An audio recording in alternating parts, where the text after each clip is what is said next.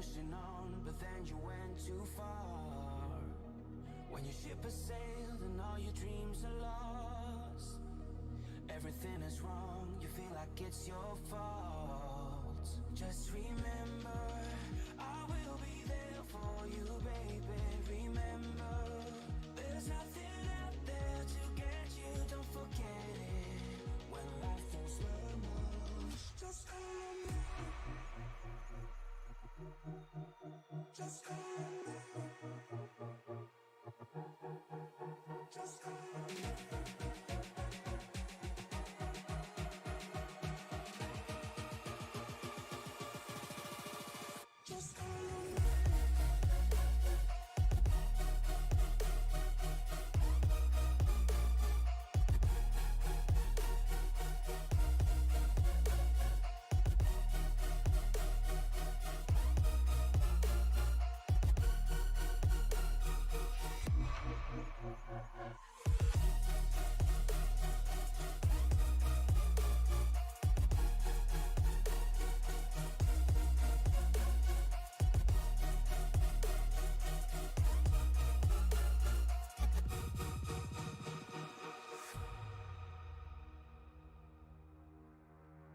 You're stronger now than you ever been.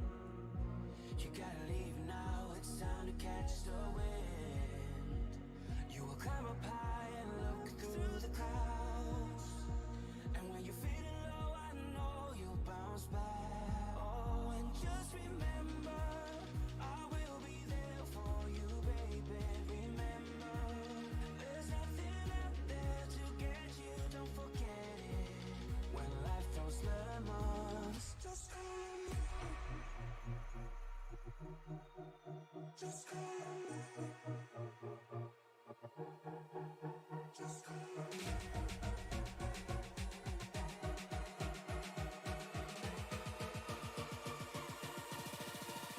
Just call me.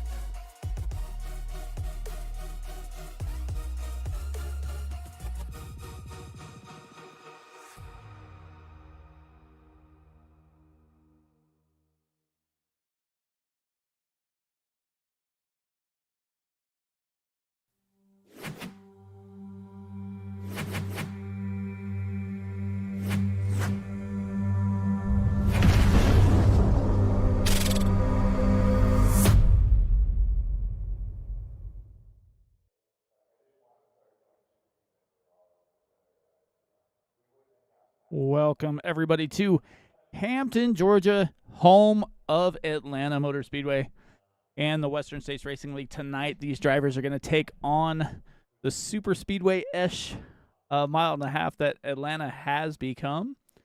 Last week, they were road course racing. This week, they get back to the regular oval, but James Lehman put on a dominating performance. He basically didn't lead the laps that happened right after his pit stop. Led 31, was able to bring home the victory. Christian Bishop in second. Andrew Schulze round out the top three. And that is where we're going to start tonight. But these drivers are in for a little treat, doing a little research here on their fuel strategy. The fuel is only going to be 45% for these 104 laps. So we'll see what that means here. But I'm Mike Demoni, up in the booth. As always, joined with me is Liam. Liam, man, how is it going? Man, it is fantastic. We are ready to rock and rumble here for 104 laps at the Atlanta Super Speedway. You could almost call it at this point, with the new configuration and the higher banking that keeps these cars close together and a lot faster. With that, the plate package is in full effect here, and this is going to be a completely different show than what we saw last week with James Lehman taking hold of this field and driving away. Not going to see much of that. We're going to see a lot of lead changes up front, and it's going to be a fantastic show. Yeah, it definitely is, as they are on track. Looks like about half the field has already made their qualifying run. We'll jump down to the track here. We'll get Matt Sisler just finishing up his first out lap. He gets ready to take the green flag to start his hot laps. Currently top of the board is Lyle Swearingen with a 31.57. Lyle Swearingen up front here, but all of these drivers will be asking themselves, who can finish my work here? He asks. Who would dare? Is what the world replies with, and that's a little poem out of a book called Don't Thank God, Thank the Crash Test Dummies That Came Before You, written by Frank Allison. You can find that wherever books are sold, but also another book that's very important to bring up. One of our co-stars here at Sim Racing Media, I wouldn't say co-star, that was the wrong word, but one of our very good friends here and commentator, producer for Sim Racing Media, Jordan Brocco, came out with a book just a little while ago. I think, what did it drop, yesterday? Today? Today. Yep, today on Amazon. Today on Amazon, The Shadow Remains by Jordan Brocco. Go ahead and give that a search too. He's a phenomenal wordsman. You know, he's much better than I am. He can pull words kind of out of thin air. Well, I've got to look for him, so it's definitely going to be a good book. Got mine on order.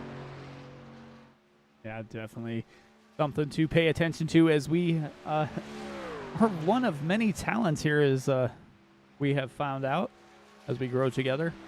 Matt Sisler with the 31.69. William Fletcher going to come to finish his second lap here.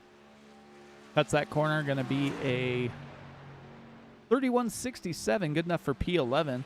About half the field has made their qualifying runs.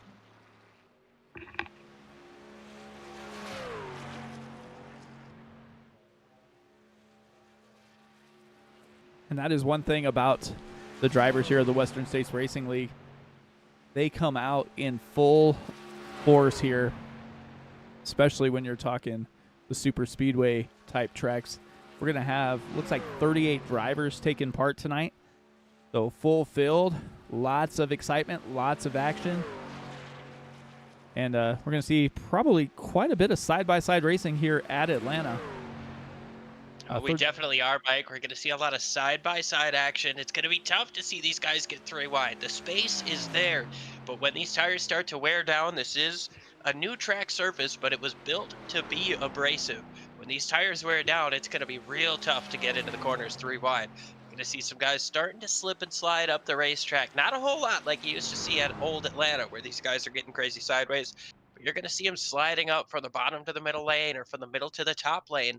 They're going to have to use a little bit more racetrack later on in the run. That fuel number that we talked about, 45%, that's going to mitigate a little bit of that. That's not going to allow the tires to wear a whole heck of a lot.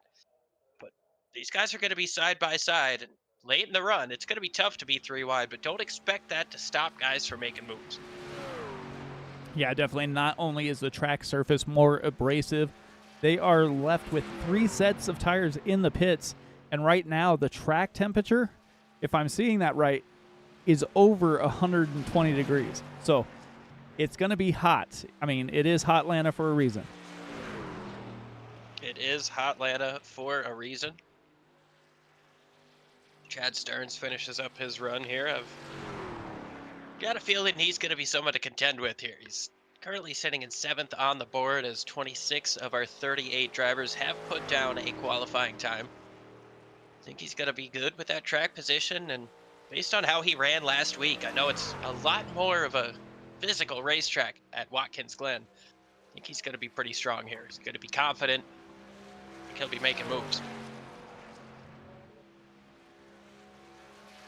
Well, and that's the other thing about this new configuration.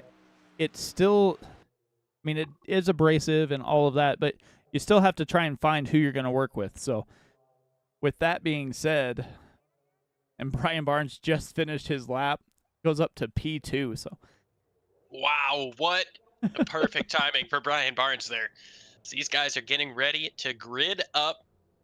Starting up on the backstretch here, Mike, we're going to have ourselves a quick pace lap, so we should probably get this moving and grooving. Yeah, it's not going to take very long for these guys to get going here. We got Lyle Swearingen and Brian Barnes on the front row. Chad Simpson and Matthew Opplinger in row 2. Row 3 is going to be Chris Sumard and Jai Baxter.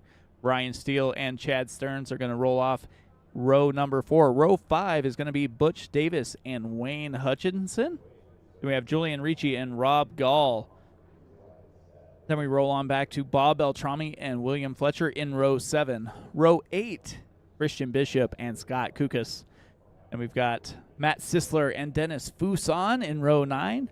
And row 10 is going to be Sean Rohr and Andy Werishak. I'm going with. After that, we've got David Weaver and Morris Bogan making up round number 11, both Chevys. A couple more Chevys. Back to 27th, we've got Keith Hovde and Earl Weaver in row 12. Michael Bourne and Dustin Burns. And Heath Smith in a Toyota. 28th place is James Lehman in the 50. Thought he was going to be a little bit up further based on his performance last week. But Justin Michael and Justin T. Wilkinson, two of the winningest drivers in the last couple of years, start 29th and 30th. Then we go back to Andrew Schulte, Dan Brazington, Bentley Glazer, Charlie Widener, Darrell Scott, Todd Miles, Barry Phil, Keith Kelman, James Campbell, and Wayne Flate round out this massive 40 truck field ready to rock and roll here for 104 laps in Atlanta.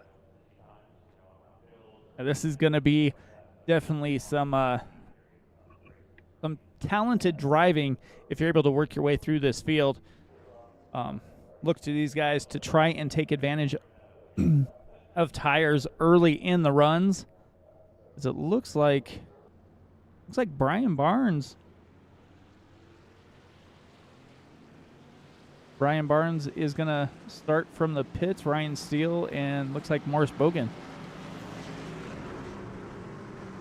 Oh, here we go. Glory in flames and invisible fire, divine retribution for what we've done to the sound barrier. An endless cascade of we own this. This is ours. Shot through with stripes of if I only knew it was as it was told to me. Feel the grip of a firm hand placed on your own. Hold tight, son, straight on till the morning. There it is. So clear you almost missed it. So obvious you already knew. Pace car is in. Lyle Swearingen on the button as he gets ready to roll. And we are down and away racing in Hotlanta, and they are almost 3 wide back of the pack. 3 wide already, and the top 7 or 8 getting a little bit of separation. The inside lane moves forward with a push from Chad Simpson. Lyle Swearingen's going to be able to get out front, but look at that 17 up on the top, Wayne Hutchison. He's fallen back a little bit from where he started. These guys playing pretty clean here to start this race here at Atlanta in this overcast condition.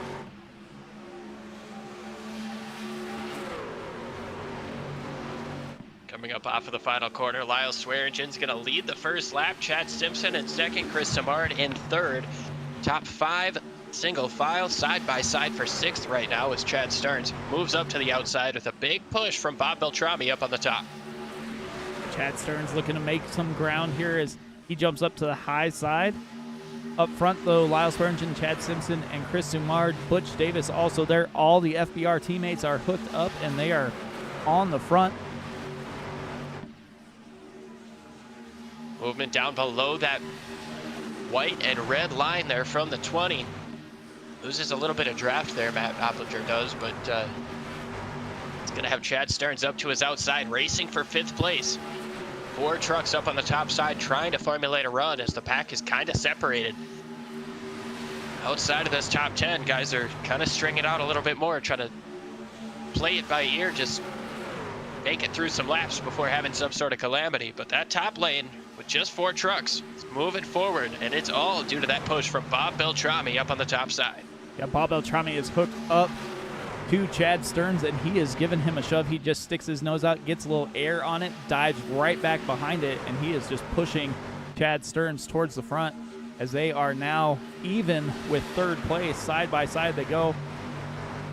But that gap in the back is getting a little bit more in line here as they single filed out. And they were able to catch this front group. Here comes Stearns up to the top side by side for the race lead. Bob Beltrami in that Toyota Tundra has a lot of horsepower under the hood as he pushes that 05 truck out in front by just a hair right now, but they've got momentum down the back straightaway. The top line starting to formulate more. Got about 6 or 7 trucks getting up in line there that are ready to push and try to make something happen. And Mike, I think that outside lane is going to be dominant, especially when we get some more wear on these tires. The only problem with that is that there's so much room down on the bottom side to make a pass, pull off that slide job. If you can get the help. Yeah, that's what I was just going to say. Make them happen. That's what I was just going to say. Do you stay? Caution is out for the first time here today. And Brazington. And Brazington.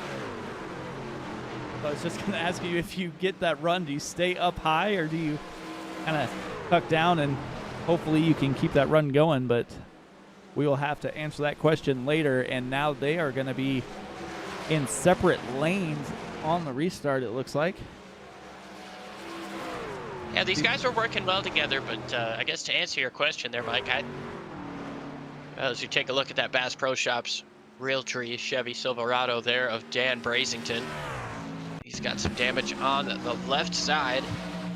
Have to take a look to see what happened here in turns 1 and 2. Oh.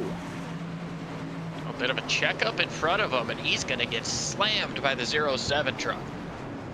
Yeah, checkup in front of him. He hit his brakes, wound up going up into the wall. Keith Kelman gave him a little tap with nowhere to go, and the 13 of James Campbell also in there. So one little checkup, and that's kind of what you see when you're doing these drafting. You can't really see in front of you very much, and that's just something that happens, the nature of the beast, I guess.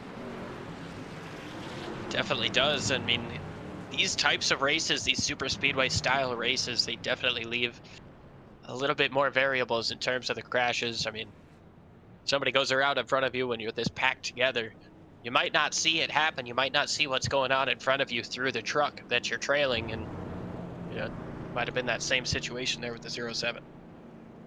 Well, so now we have, I don't know, maybe it's a fuel strategy call here, but the top 4 stayed out, and everybody else came down pit lane.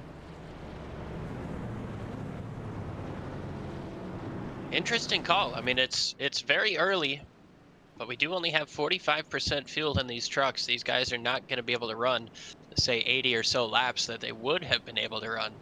You're looking at least 2 pit stops in this race for fuel. And with only 3 sets of tires, that could really make this strategy call, I mean, difficult. It could put it in the hands of the crew chief a lot. And well, some of these guys don't have crew chiefs except for the one in their own brain. So these drivers not only racing each other, trying to defend these runs, but also trying to figure out the best time to make that pit stop, the best time to take the tires. These guys are doing a lot in their brains right now.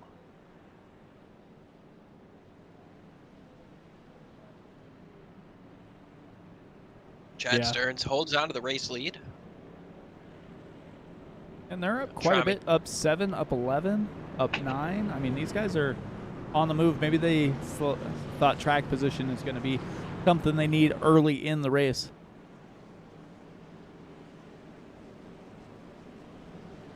Yeah, I mean, it's not going to be a crazy big deal, but, you obviously want to be more towards the front so you have less likelihood of getting involved in a crash. Don't get me wrong, these crashes can start up for the race lead, but the more trucks you have in front of you, the more likely you are to have to get through something. It is kind of a double-edged sword, though, because a lot of people like to go to the back so that way they can check up if a crash happens and not have to worry so much. Yeah, speaking of going to the back, I mean, some of the faster drivers we have in this league are towards the back right now. I mean, Ryan Steele started towards the front, and he elected to start from pit lane, and now he's back in 35th. Bentley Glazer's 34th. Andrew Schulte 27th. Justin Michael 24th. James Lehman 22nd. I mean, so we're going to see some moving. Definitely are, and it'll be interesting to see how those guys at the back, what their strategy call is here. They've made a pit stop. They're going to stay back there and just ride, or are they going to try to work through the field as the pace car goes off once again? Green flag in the air and a phenomenal restart out of Chad Stearns. Most cases, that'd be great, but in a plain track like this, it's going to be a lot of draft. Coming up behind him on the back straightaway is now the 31 of Rob Gall, moves into second place. I was going to say Chad Stearns probably wanted to get that good start. Bob Beltrami is probably thinking that he was going to be able to slide down behind him, but Rob Gall had that massive push there from Lyle Swearingen, and Swearingen's going to the high side, going to try and get by Rob Gall on the high side. Chad Stearns moves up to block. Bob Beltrami stays down on the bottom, and Chad Stearns winds up in the sucker hole, going backwards in the middle. Not where you want to be at a track like this with no help. These guys still pretty early in the run, so they're able to utilize all three lanes. And Chad Stearns, well, he's not really falling back. Doesn't have a lot of help, as now Lyle Swearingen gets a big push from Chad Simpson up on the top side. That inside lane seems to be where the speed is right now. Once again, off the front bumper of Bob Beltrami. Seems like he might be somebody you want behind you through this race. I was going to say, is it the lane, or is it Bob Beltrami there? Has a little extra in that Beltrami salami number 14 here. Beltrami moves down to the bottom side, makes it 3 wide for the race lead, puts Rob Gall in the middle. Chad Stearns is able to move his way back up to the top side in front of Lyle Swearingen. Now those two up top are hooked together and making speed, as now Swearingen looks up to the top side of the 05, but slides back in behind him. It looks like Beltrami is cutting those corners a little bit, and everybody else is trying to stay more up on the track, and that's allowing him to get down on that low line. When he did it last time, he wound up putting Rob Gall in the middle. Chad Stearns is now getting a huge shove there from Lyle Swearingen, but you'll see if he's going to slide down in front of Beltrami if he gets in front of him once again.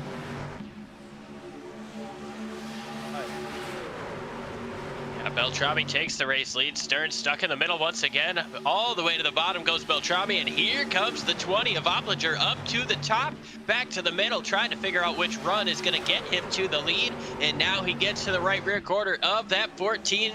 He's going to have himself a run coming up off of turn number 2 as Matt Sisler tries to get his back bumper of the 14. Not going to be enough as Oplinger takes the race lead. Oplinger gets a little push, slides down in front of Beltrami, trying to slow down that line just a little bit, and he'll slide back up in front of Chad Stearns. Getting a little dicey there is Chad Stearns behind Oplinger. Oplinger goes down in front of Beltrami. Beltrami's going to slide in behind him and give him a shove and keep him out in front.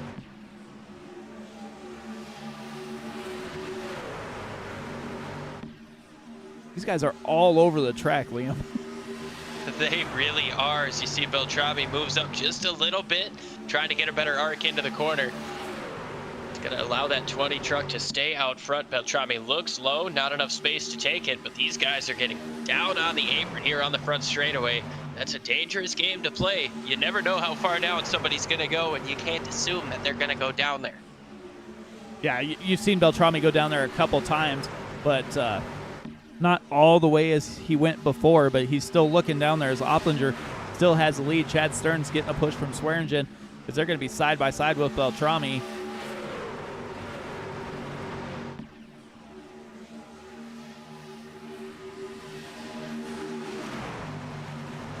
Chad Stearns up on the top side with a little bit of momentum. Looked like he was going to be able to get to the right rear quarter of the 20, but not quite enough as that shorter lane on the inside prevails. Up top, though, Lyle Swearingen really trying to make a difference. And Butch Davis up at the 43. Haven't talked much about him so far today. He started at 9th, sitting at 8th, been up in the top 10 all day. Look at these guys, Mike, starting to slide up the racetrack as now Oplinger jumps up to the top, jumps back down to the bottom, and Stearns gets up side by side for the race lead. Yeah, Oplinger saw the run coming on the bottom, elected to go down in front of Bob Beltrami, but Beltrami's pushing him once again. Chad Stearns trying to hold on to this run that Lyle Swearingen keeps giving him, but hasn't been able to, but it looks like they're going to get clear this time. Got the FBR teammates lined up behind him, Swearingen, Simpson, and Davis, and behind him.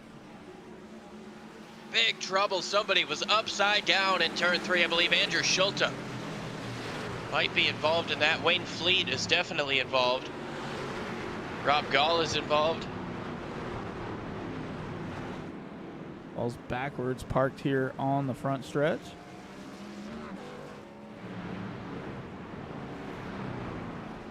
Let's see. I'm not sure who it was that was upside down. I saw the underside of a truck and Take a look here from Schulze.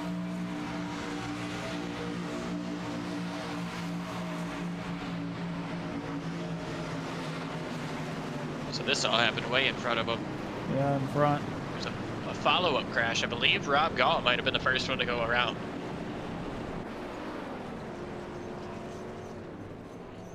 Doesn't.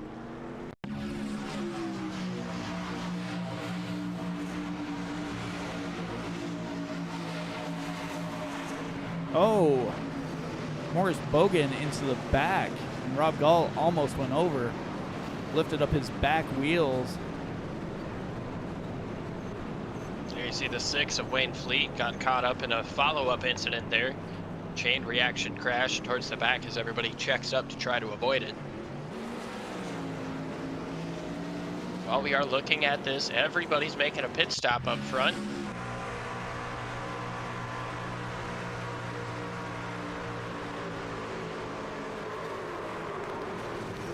Yeah, it looks like the 28. Yep. William Fletcher got up into the wall, and when he came down, got clipped from the rear and hooked that 31 into the fence, sent that truck on its side, almost upside down, like you mentioned, Mike. And well, you never want to see that anywhere, but mid-corner at Atlanta is a really sketchy spot. On board here with Morris Bogan. Yeah. Fletcher gets into the wall, and that's going to cause him to check up. Morris Bogan, nowhere to go. Went right into the back and bounced off Rob Gall. Rob Gall goes sideways into one and winds up backwards down the front stretch. And while we were looking at that, most everybody on the lead lap has made a pit stop. The top 7 elected to go fuel only. It looks like Chad Stearns with a 14-second pit stop was the first to take tires. Morris Bogan, no tires with a pit stop there. And Lyle Swearingen, he took tires along with Bob Beltrami. So these guys electing to take their first set of tires on lap number 20. See how effective it is, how much speed it gives them, or what they decide to do with this track position.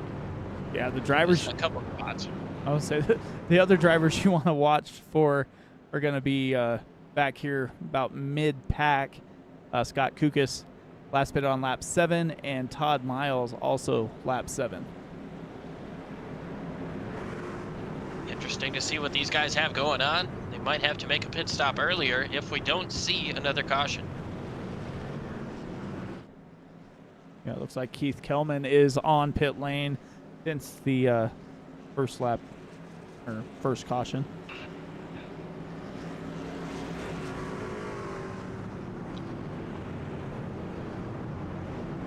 Now we get ready for another restart. Oplinger holds on to the race lead in that 20 Toyota Tundra. Another Toyota to his outside with Chad Simpson. Matt Sisler in another Tundra is going to round out the top 3. Butch Davis in a Chevy and another Toyota in 5th. Got to go back to 17th with Todd Miles for the first Ford in this race. They are severely outnumbered as the green flag is back in the air once again. A very uniform start for most everybody in the front, but the 20 is going to get himself a strong jump out front here. Yeah, we saw that work pretty well earlier as he's going to slide down in front of Sisler. Like they have a lap car just coming off a pit lane. That's going to be Ryan Steele. So Steele's going to stay down out of the way as they're making their way around the track here. And he got some damage on the right side with that follow-up incident that we saw behind the 31 car getting turned up into the outside wall. As these guys are blazing fast here on the first lap, coming across the line. The 20 is going to lead this lap number 22. Here comes a big run from the 42 and the 43 up on the top side. Chad Simpson leads the charge. Chad Simpson up there, and just behind them, it looks like Chris Simard bounced off the wall a little bit. Going to slow down that outside line just a touch here. Morris Bogan is also in that high line.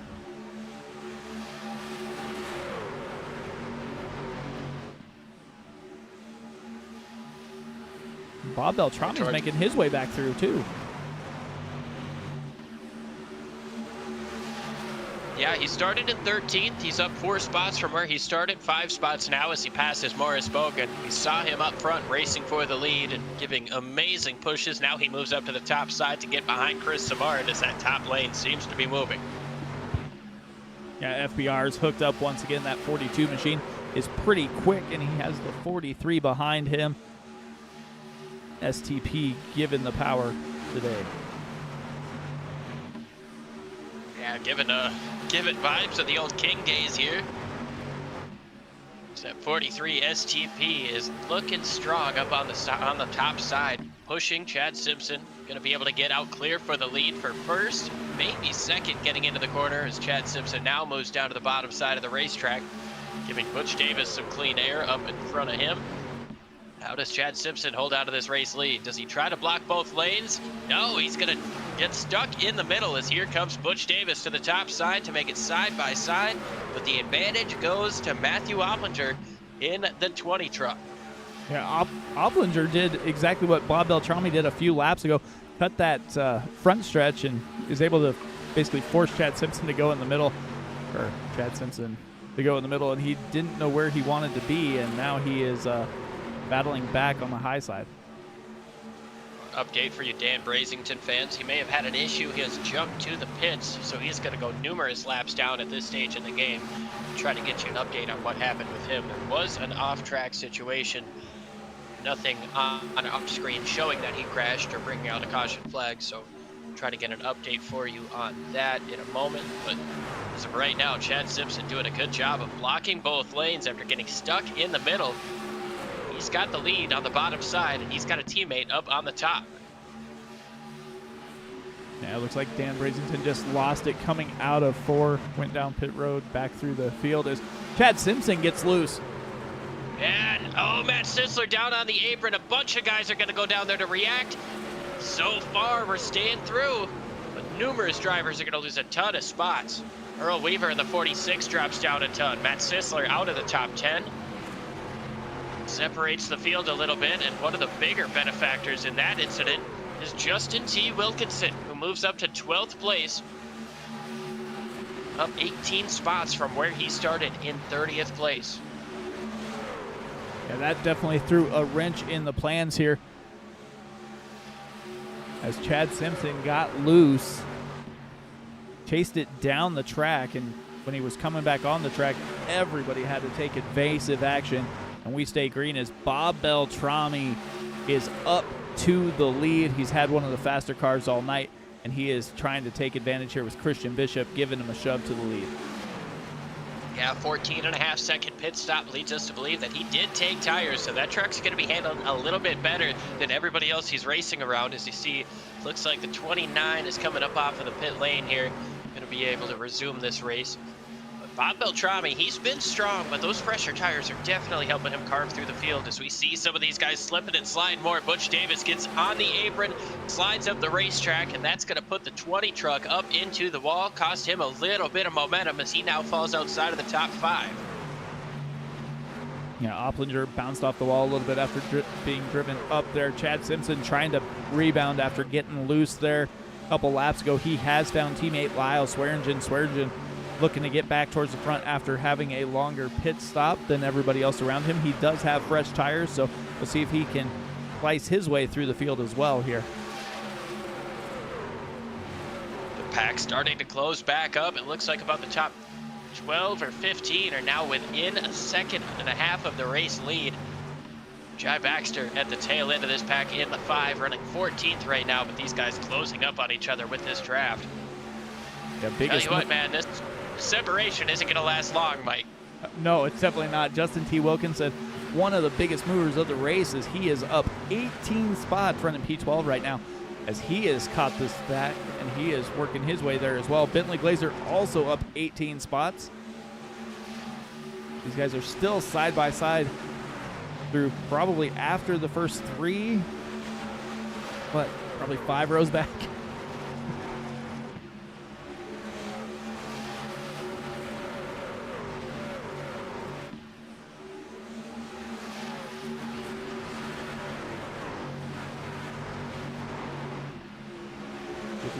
track, take a look kind of through the field back here a little bit.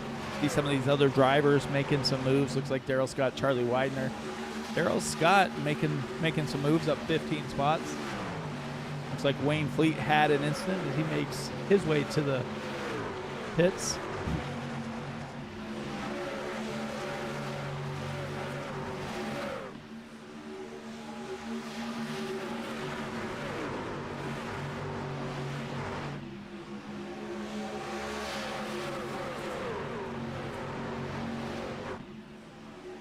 Three wide here as Matt Sisler goes down to the bottom of that 27 truck.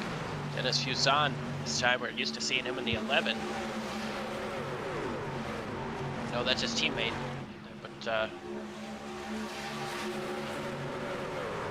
anyways, these guys mostly single file, but some side-by-side action here as the 5 up to the top of Morris Bogan. Try to make something happen there with the rest of those guys up on the outside. Chad Simpson in the 42 trying to work his way back up to the front. Fell out of the top 10 with that slide, but he's able to get back up to 9th, and he's slowly working his way back up with that run up on the top side. Yeah, had that little incident, and now he is back.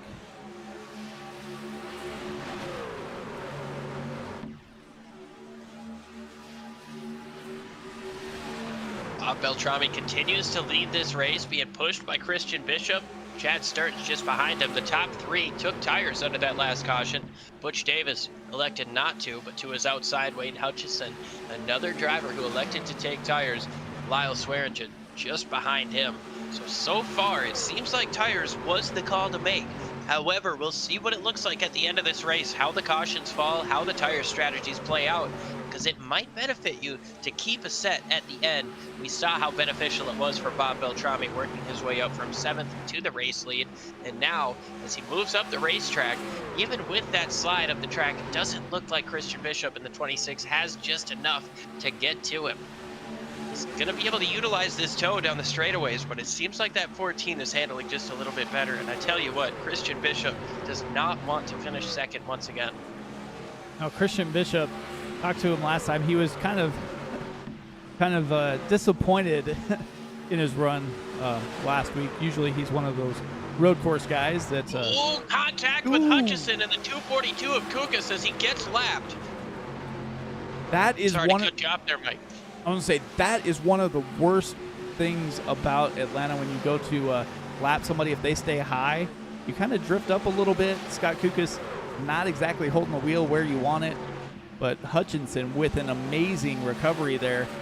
Only loses a few spots, falls in line, and they are good for now. Wayne Fleet has some massive damage to that 6 machine as he is rolling around on the bottom. Yeah, fantastic drive there by the 17. Not only to keep that truck straight, but to keep it off of other trucks.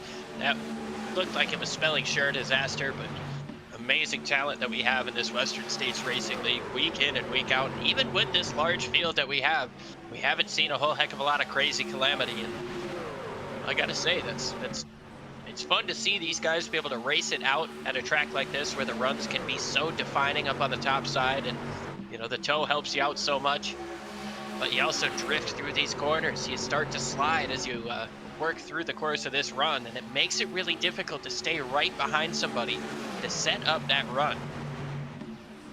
Yeah, definitely. As you see Bob Beltrami sliding up the track, Christian Bishop not quite fast enough to take advantage there, but these guys are working basically just about 20 laps on these tires, and that's about when we started to see those other drivers that stayed out start sliding a little bit more, lose a little bit more control. So we'll see if that's going to play a part, if these guys are going to drive a little bit more cautiously to make it 10, 12 more laps and see what we can do here. And I want to say one of the interesting things to bring up here is that we talk about how much Beltrami is sliding around, maybe Christian Bishop a little bit too. But somebody who we're not seeing slide around a whole lot is Butch Davis in that 43. He's doing a really good job sitting there on the inside. He's checking up a little bit more in the corners to keep that run and keep it down on the bottom. But he's really, really working those tires nice as he slides up a little bit to the middle there, but not quite enough to let that 5 get in behind him or in beneath him. He's doing a really good job on those old tires, which are now 43 laps old at this point. Like we said, he spent 6 seconds on pit road that last time. That's a fuel-only pit stop. He's doing a real good job sitting in 5th place on those older tires. As Lyle Swearingen, as I was on that, has pretty much single-handedly tried to take the race lead up on the top side. He's got the side draft on Beltrami now. Not quite able to stay with him through the corner as Bishop slides up the racetrack, but Beltrami might have something to worry about here on the top side. Yeah, Lyle Swearingen's been able to work that high line all by himself. You would think that, I believe that is Chris Samard back behind him, that he was going to be able to catch him, but he just hasn't been able to, even with Wayne Hutchinson giving him a shove. So Swearingen, if he could get a little help, he is definitely going to be a truck to contend with here for the victory. I mean, if he could slide up behind Beltrami, it could be down to just those two.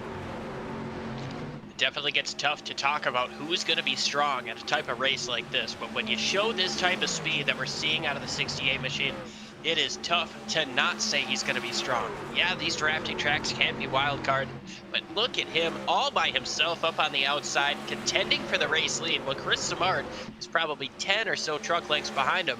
Now Christian Bishop moves up to the top side momentarily. Looks like he might be thinking about choosing a different lane here, but he's got to do that quick because Butch Davis is coming up, and here comes Beltrami into the pits.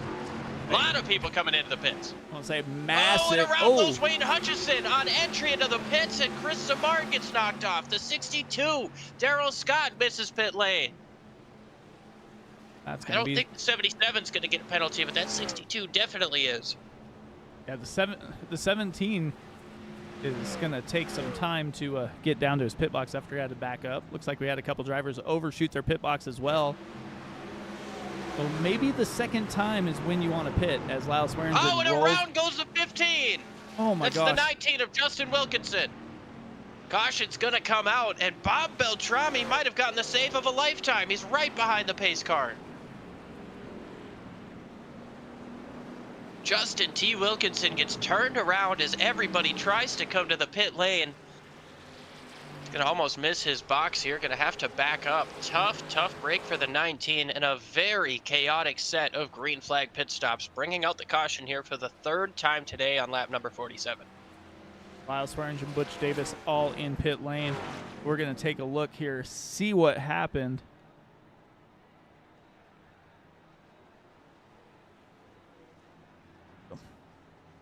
See what happened here to JTW.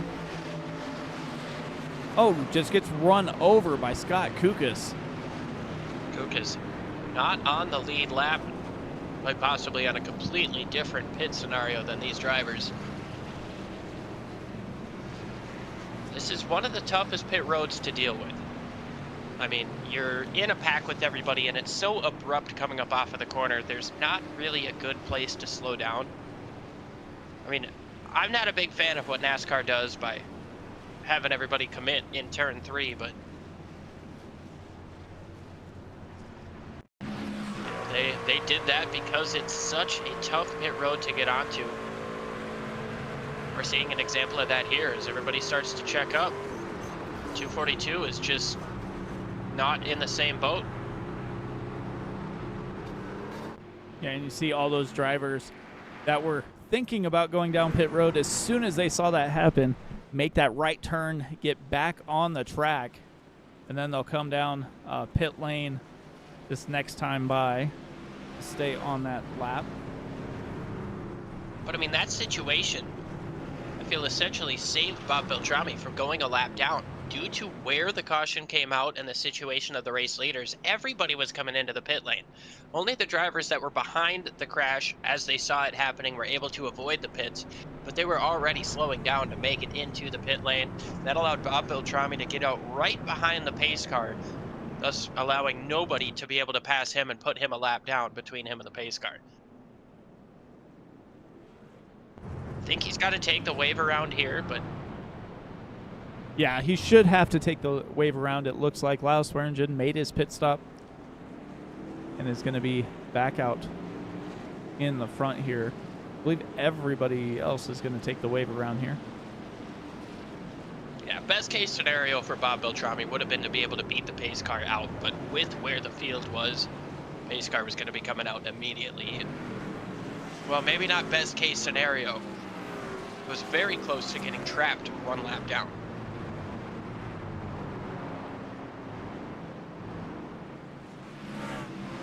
Now he's Yeah, going to have fresh tires, going to take the wave around, along with a bunch of other guys like Chad Stearns, Christian Bishop, Chad Simpson, Chris Samard. He was also kind of saved by that a little bit too.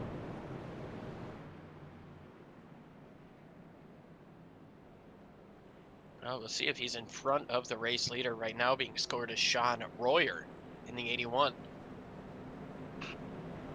It looks like they're trying to figure out where the lights are everybody's off going to on the be pace car. scored. Lights are off on the pace car. Everybody's down on the inside. Lights Oh. are back on. We're not going green this time. A lot of confusion in the order right now with all of the wave arounds and the timing of that caution.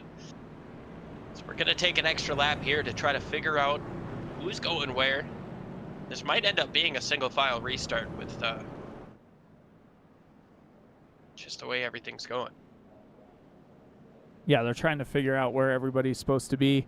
It's one of those chaotic scenes that kind of happen, because as soon as that caution comes out, pit road is closed. So That is true. There are probably a couple of guys who got a penalty for entering a closed pit. The drivers that were on the pit lane that beat the leader but got stuck behind the pace car is definitely going to throw a wrench in that too.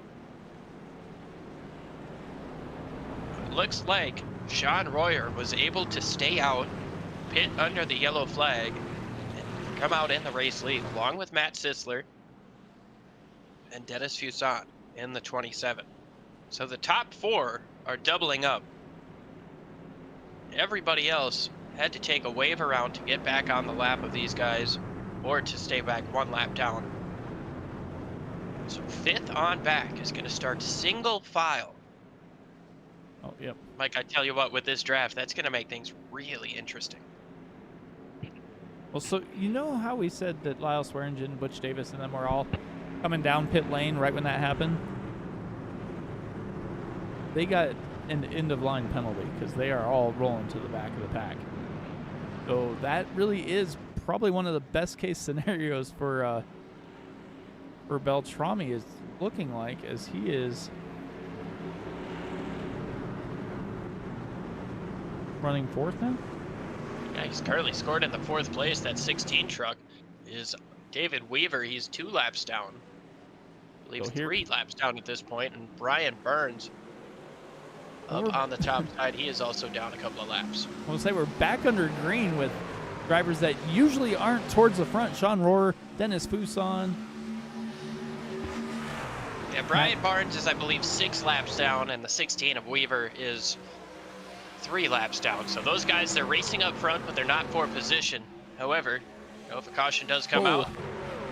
3 wide back here in the back. James Lehman, Lyle Swearingen, Butch Davis all working there. William Fletcher gets down and out of the way. Does not want to be a factor in this right now, as you see that 04 Kodak film Chevy Silverado right up next to the wall. Doing a good job keeping it off. That's Dustin Burns.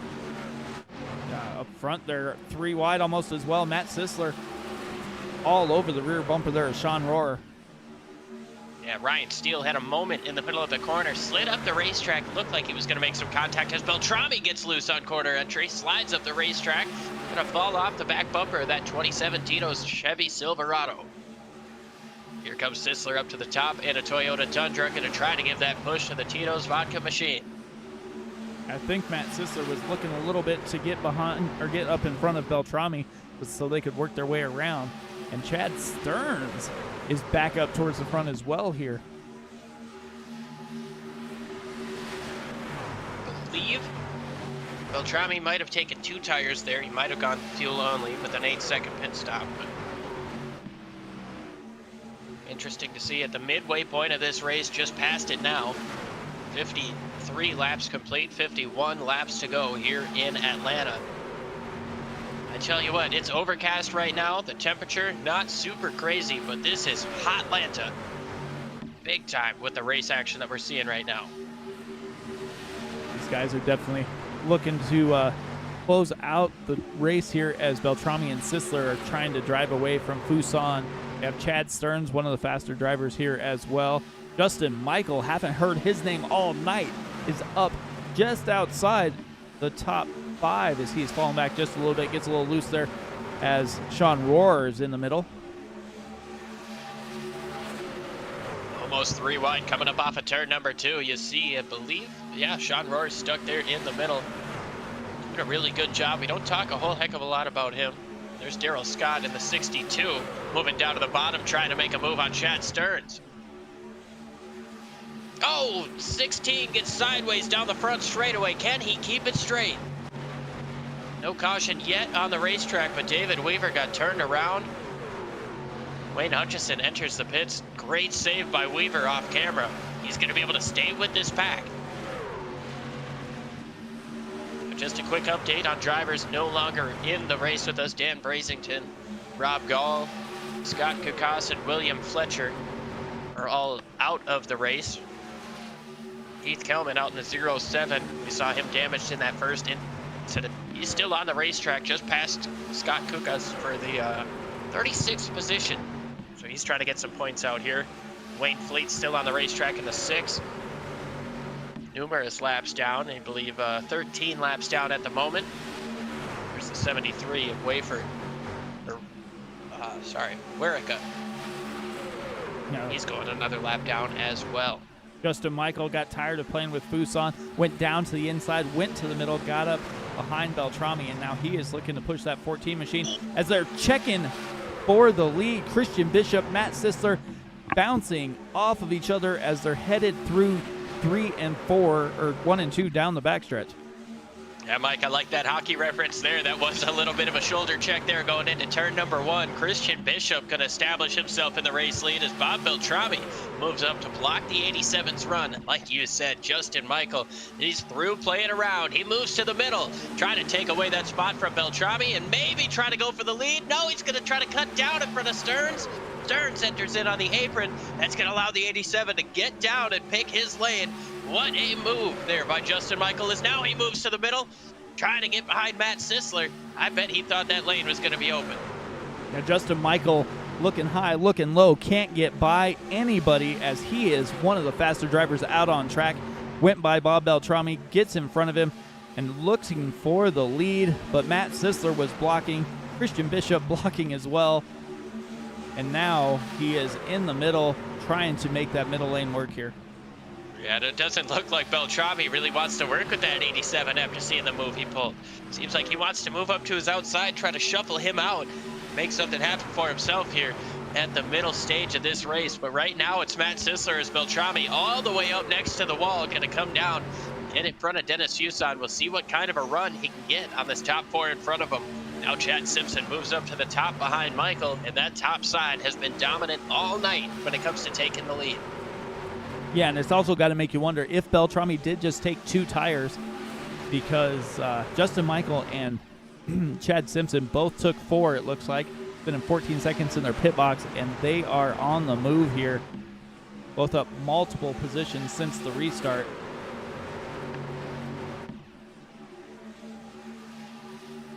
And it all just comes down to when do you want to use those tires. I mean, yes, it's a repave, a little bit of contact there between Beltrami and Simpson on corner entry. Yes, it's a repave. Usually those don't do a lot to tires, but they built this racetrack so that it would be abrasive, so that it would turn into the character of the old Atlanta sooner rather than later. So yes, this track is very dark, it's very fresh. But these guys are really, more contact there with Justin Michael and Christian Bishop, but these guys are really, really working these tires. We're seeing a lot of that with guys sliding around here just 15 or so laps after the restart. Yeah, it looked like Justin Michael was trying to do a little bit of side drafting here to pull himself even with that 26, but got a little too close, got sucked in next to him, and they kind of bounced a little bit, but he is back on that high side. Chad Simpson giving him a shove, trying to get clear here, but that outside lane's not really going anywhere right at the moment. No, not really. I mean, it seems like Justin Michael's trying to take a page out of Lyle Swearingen's book. Swearingen obviously was able to get up and side draft for the race lead with Bob Beltrami later in that last run before that caution came out. But Justin Michael up on the top side, not able to get that run, get clear. Christian Bishop doing a phenomenal job of pushing down on the bottom side. And Bob Beltrami, a little bit loose on quarter entry there, but he has been super strong up in the top 5. One of the better pushers we've seen all day, and Justin Michael knows it. He moves down in front of him. Yeah, Justin Michael trying to find a spot where he can make a little bit of time here, and he is going to get in the back of Christian Bishop sideways. Beltrami gets into the back of Justin Michael. Bishop makes hard contact with the wall, and the caution's going to come out. Yeah, the caution comes out, but it's not for what Christian Bishop and Justin Michael and all that. It's for behind them. Keith Hovde.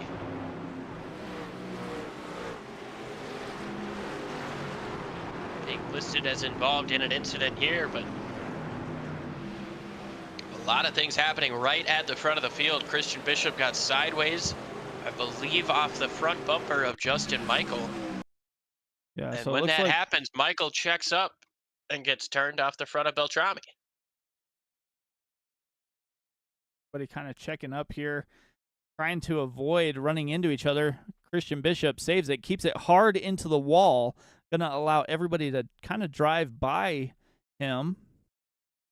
Yeah, and I mean, a great job by Christian to not just crank it hard left, I mean, to try to get off of the wall immediately. I mean, Butch Davis down there. You got the John Deere, Morris Bogan. I mean, everybody here is pretty good. And then you, let's see. Oh, yeah, there's see Keith. what happened with Uvda here. You can see everything kind of break up in front of him. Oh, gets tapped by the 16, spun around as he did not see that everybody was checking up. Oh, and he gets hit again there, right at the end. So, I mean, heck of a job for everybody saving their way.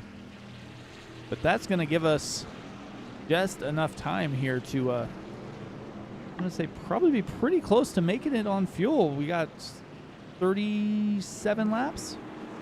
So this could be the last pit stop we have.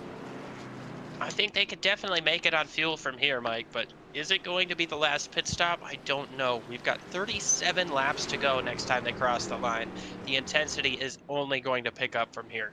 I think they're right on the edge of their fuel window, and if overtime happens, these guys are all going to be super nervous. But if we do get a late race caution with 15 or 20 or so laps to go, what do we see in terms of pit stops? Who's saved a set of tires? Who's going to be able to utilize that? We've seen how effective these tires could be, even on this drafting style of racetrack, with Bob Beltrami moving his way up to the race lead, Matt Sisler doing that as well.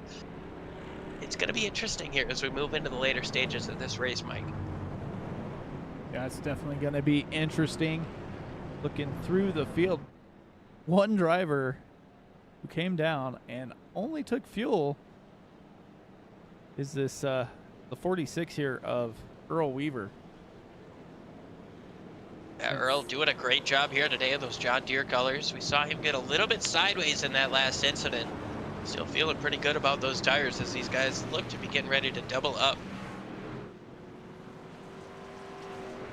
Quick cautions here on the super speedway. It's pretty quick. Only a few laps here.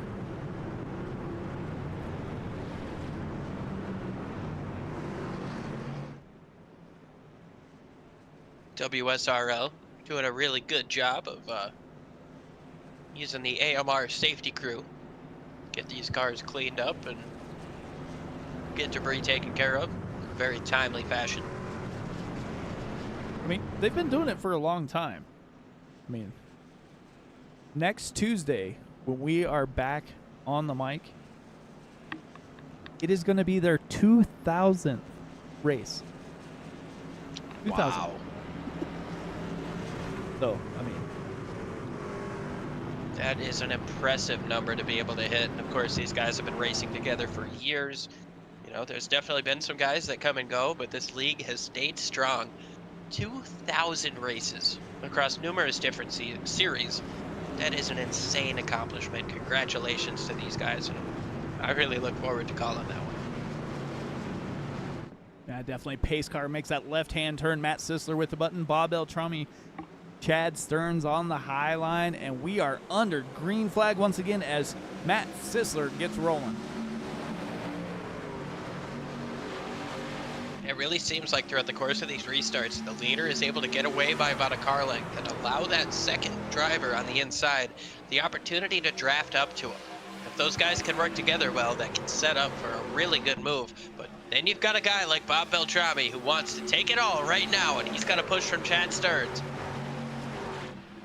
was going to say Bob Beltrami and Chad Stearns jumped in behind, stayed there for just a moment, got a run, and went up to that high side, and now they are back side by side racing for the lead.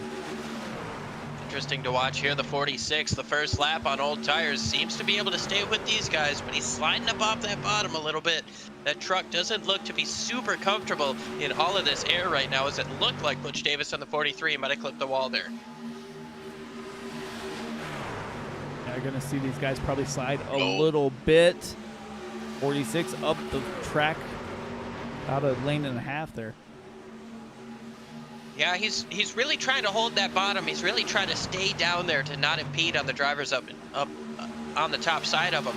But I think the way you mitigate that kind of slide up, you've got to arc your corner a little bit. You've got to try to move out just a little bit, not hit these guys up on the top side, but get a little bit closer to them so that you can arc your corner better.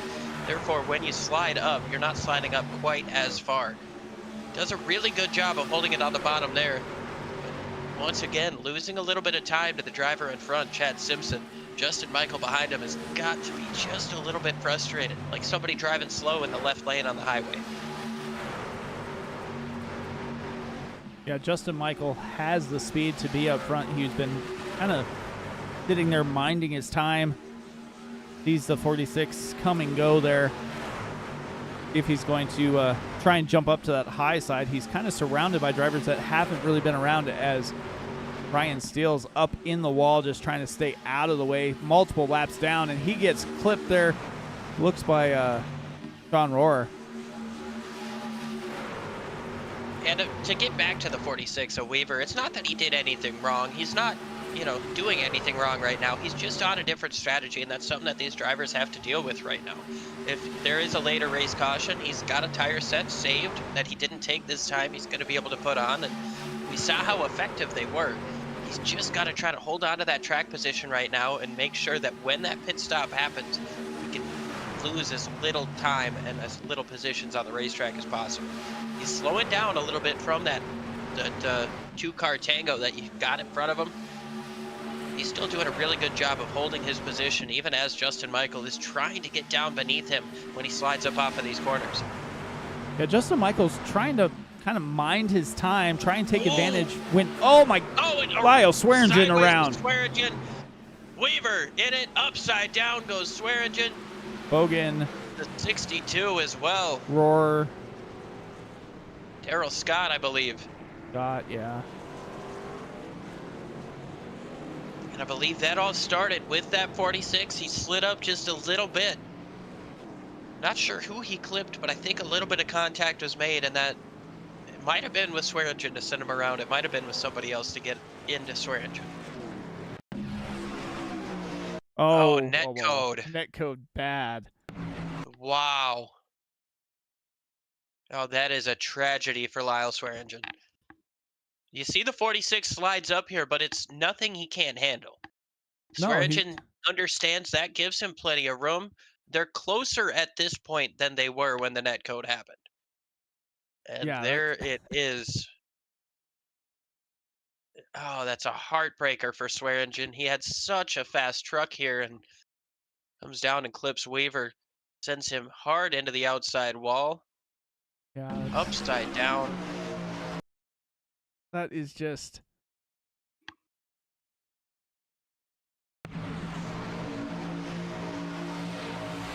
Yeah. And you got to feel for Weaver there, too. He's almost an innocent bystander in that. Yes, he did slide up a little bit as numerous trucks get into it towards the start-finish line. Yes, he did slide up a little bit, but there was enough space between those trucks, and that was really something that just shouldn't have happened, and unfortunately takes out 5 or 6 good and decent trucks here. Just trying to get a look at what happened to, I believe, the 81 Mobil 1 truck, as he was avoiding the incident. I believe he slid down and hit somebody, made some pretty hefty contact with the wall.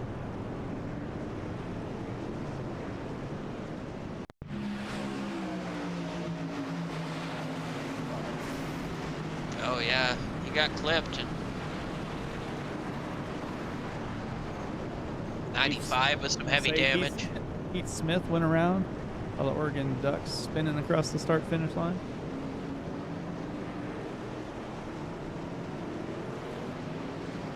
Well, I'm going to say that was probably the big one here at Atlanta.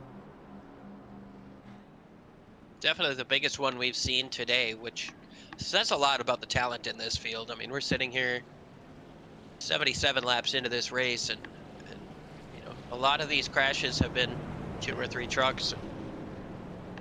When you're racing this close together, you expect a lot of these crashes to be huge. And these guys have done a really good job of avoiding crashes and saving the trucks when chaos arises. So these guys get doubled up, ready to restart one more time. Mike, I know they say cautions breed cautions, but in this style of racing, I'd almost say the restarts are what breed the cautions. Yeah, 100% it's the restarts. I mean, everybody just saw that caution like, oh, I got to get out of here. I got to get away from these drivers. And usually that winds up causing more. There's only so much room at the front of the field and not a lot of time to get there anymore. These drivers approaching 27 laps to go the next time they hit the stripe. And you see everybody coming off of pit lane as they are stacked up. Lights are out on the pace car. These guys have basically, I'm going to say they get like 2 laps is all they've been getting as far as these caution laps, maybe 3, as they have been really quick here. So get on your pit box, get out, and get back lined up. Yeah, it might only be 2 or 3 laps, but those are 2 or 3 laps that these guys are running about 10-15% throttle. They're going to be able to save that fuel that we might have been worried about before. Pace truck makes that move, hard left turn into the pit lane, and Bob Beltrami leads the field as the outside gets a not so good start. Dennis Fusat fall back just a little bit. Bob Beltrami has got to be thinking he is in the right spot, sitting in the catbird seat, as he did not come down that time, but everybody behind him did, and everybody behind him has fresh tires. Yeah, it's a double-edged sword. You know, Justin Michael moves up a little bit, trying to get some clean air to the nose. Yeah, you don't have a whole lot of laps on these tires. You came in on lap 66, just 9 laps before the drivers behind you.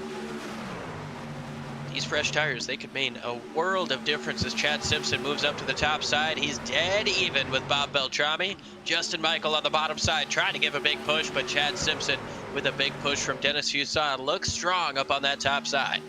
And Dennis Fuson giving him a shove. Justin Michael, James Lehman also making his way to the front. Haven't heard his name for quite a while. Up 27 and 24 spots between Michael and Lehman there. So definitely some drivers on the move. As you see, bouncing in and out is Fuson, as he's getting a shove there from Chris Sumard. Sean Royer has fallen out of the race after that last incident, and contact in the back. Somebody's around off of turn number 2. Michael Bourne goes around down on the inside, keeps it going the right direction, stays off the track. We stay green. But yeah, Michael Bourne got a little loose there. Bob Beltrami back in the race lead. Now the 42 comes side by side up on the top side with a little bit of momentum, but that shorter distance through these corners is really benefiting that 14 for right now. Yeah, the temperature is about to get turned up here, as these guys are going to start losing their patience, as you have Justin Michael looking for another win. Started off the season on fire, but James Lehman has kind of taken that over, as he's won 2 of the last 3 races, looking for more here. Andrew Schulte also back there up 24 spots, looking to get another win as well.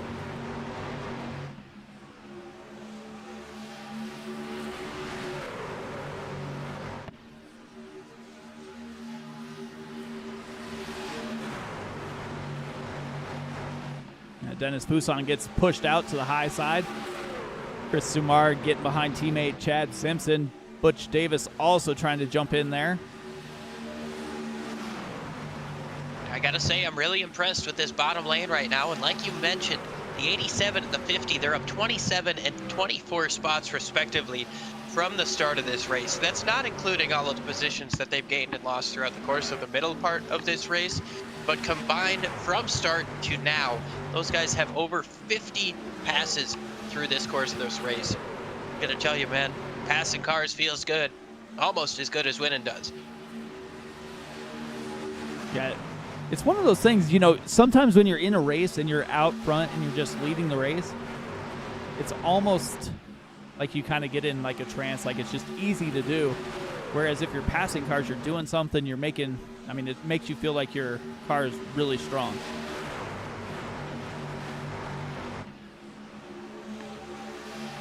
Here comes Simpson up on the outside through 3 and 4. He's got momentum. He's got the run coming up off of the corner, and Michael slides a little bit off of that back bumper of the 14. That's going to allow the top side more momentum as Justin Michael trying to find some clean air on the front end of that thing. He might be getting hot trying to push that 14 as much as he is.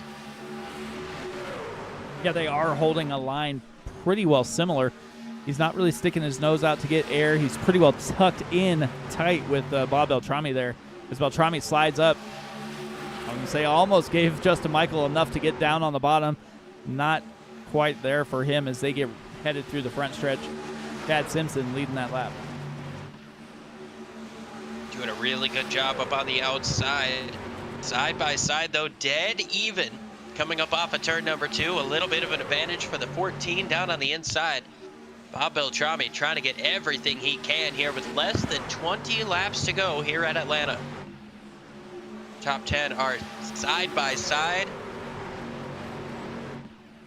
With these tires starting to wear out now a little bit after the restart, it's going to be tougher and tougher to make those 3 wide moves and try to get yourself up to the front of the pack. This becomes more of a chess match with these lanes.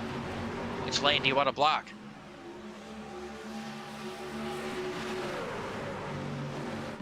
Yeah, it looks like Chad Simpson, Justin Michael all came down for fuel only on that last stop. So everybody's pretty much on the same tires, it looks like. Justin Michael and Chad Simpson both have made 5 pit stops each, whereas Bob Beltrami's only made 3. So he probably has an extra set of tires sitting in the pits. If they were to have a late race caution, Bob Beltrami might be sitting pretty here. And of course the possibility that he might have taken 2 tires on one of his earlier pit stops. So if nothing else, if he doesn't have a full set, he does at least have 2 as Justin Michael moves up to the middle to try to take away second place. Chad Simpson has to stay up to the top side because Justin is not clear. A couple of guys up into the wall. Huson gets turned. Oh, there goes Weaver around on the front stretch. Sisler gets turned sideways. Caution's going to come out. James Campbell went off the track as well. Crazy action here at the end. And Mike, do you pit if you've got tires left here? I would say yes. But I would assume everybody probably has a set. Let's see. Dave,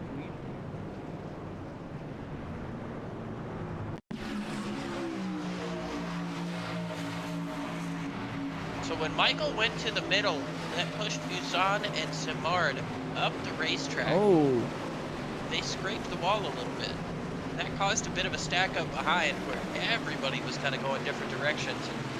Oh, Mike, you were right. Everybody's pitting. Do take a look at Chad Stearns. He didn't see the little check up there, and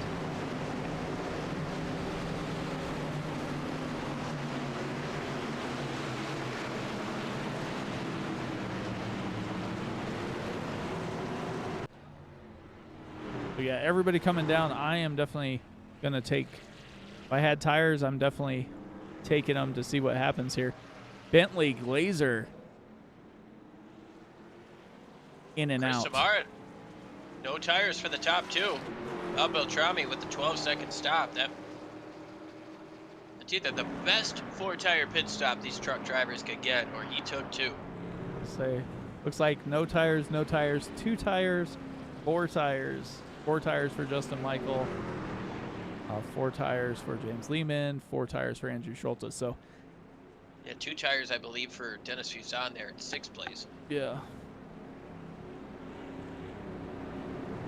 But we'll Well, see. boys, We'll see, And man. girls, ladies and gentlemen watching the show, now is your last chance to grab some popcorn, grab yourself a ice cold soda, whatever you need, because these guys are going to be locked in and loaded for these last 13 or so laps that we get for the restart.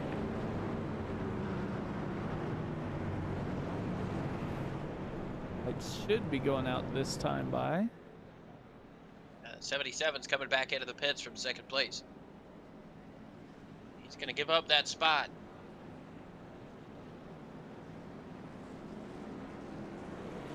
I wonder why. Maybe he thought other people would not take tires. Wave around cars get to go around, doubling up once again for what could be the final restart here at Atlanta Motor Speedway.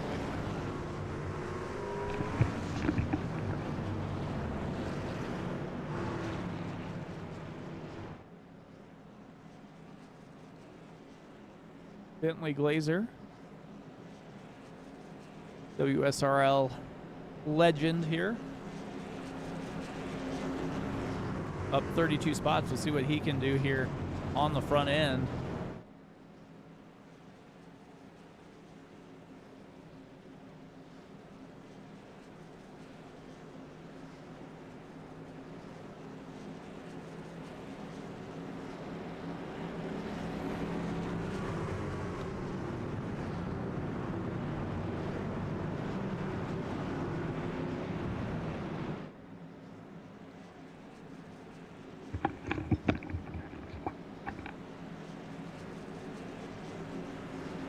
Laps to go when we take that green flag. Bentley Glazer, Bob Beltrami, Chad Simpson, Justin Michael are the top four. If Bentley Glazer can get that push that the inside lane has been getting all night, looks like he gets a good jump.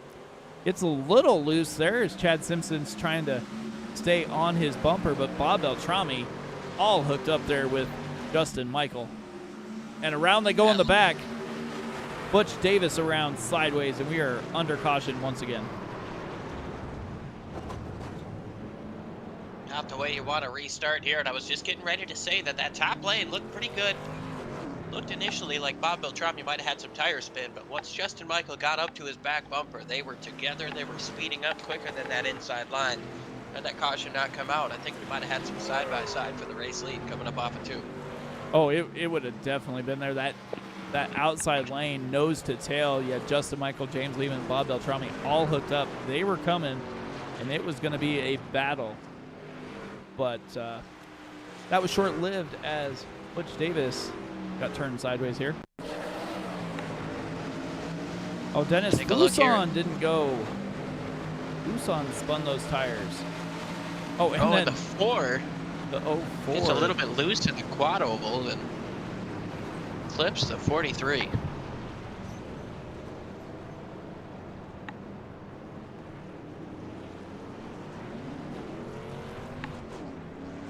Looks like Dennis Busan spun the tires. Didn't get the restart he wanted.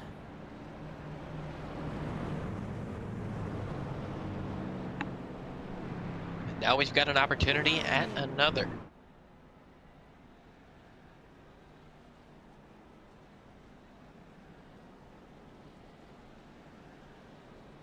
We should be inside 10 laps to go. We take the green flag once again.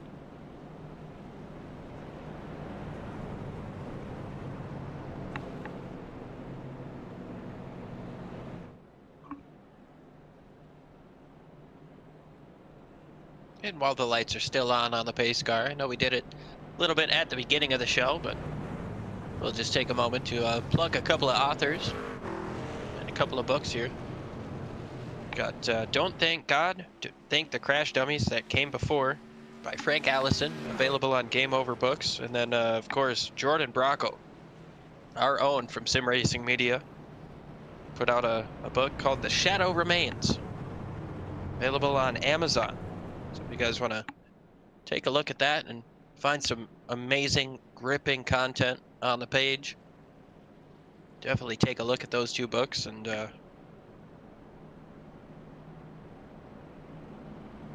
I'm myself. I'm trying to get more into reading. I haven't read a lot since I was in high school, and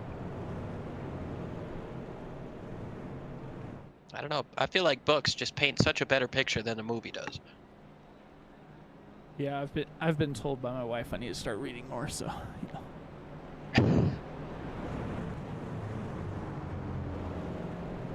Well, she's probably got a shelf full of books, dude. Just grab one. yeah. Or, of course, go to Game Over Books or Amazon.com. So this should be a single file restart. So that's going to be a little bit more interesting here. Yeah, we haven't seen that in quite some time. Of course, the rule, if you get consecutive cautions on the first lap of a restart, we will go single file for the next restart. And it's been a couple of weeks since we've seen this rule put into effect. Going to be 10 laps to go, 9 when they take the restart here. And I gotta say, I think restarting single file, that's gonna put a little bit more urgency in the heads of the drivers towards the middle or the back of the field. Well, and the other thing, okay, if you're Bentley Glazer, you want to go up closer to that high side because they can pass on the high side. They definitely can. So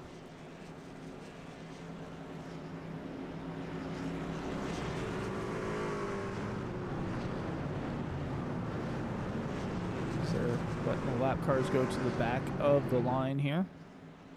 Be set to take this green flag.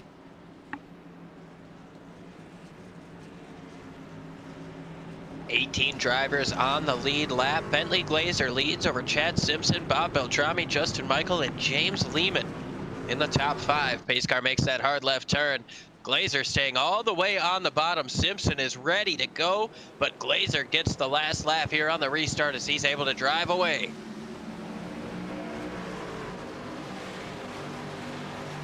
Nine to go already, almost side by side. Here comes Michael down to the inside of Beltrami to take third.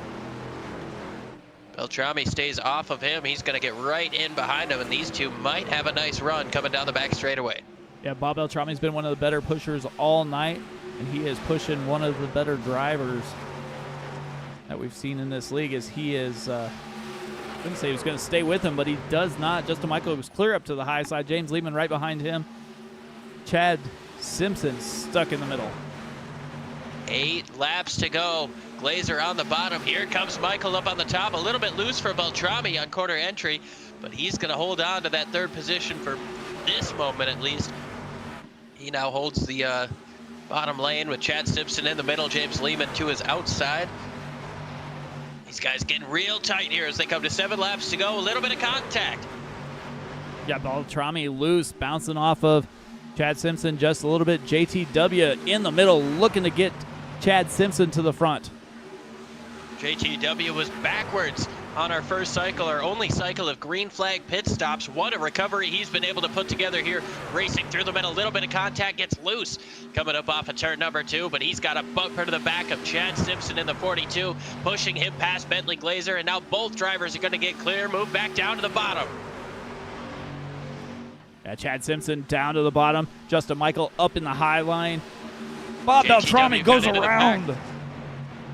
Huge contact with the outside wall, and I was just getting ready to say that looked like JTW got into the back there of Chad Simpson, allowed the outside to take the race lead, but Bob Beltrami turned around on the front straightaway, makes some contact with the right side of that truck on the outside wall. Brings out the caution once again here with 6 laps to go. I think we're going to have to go back and tell them to do something to keep these trucks on the ground, because Bob Beltrami went airborne.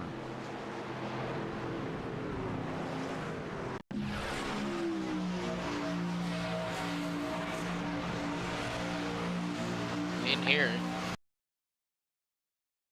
Oh, man.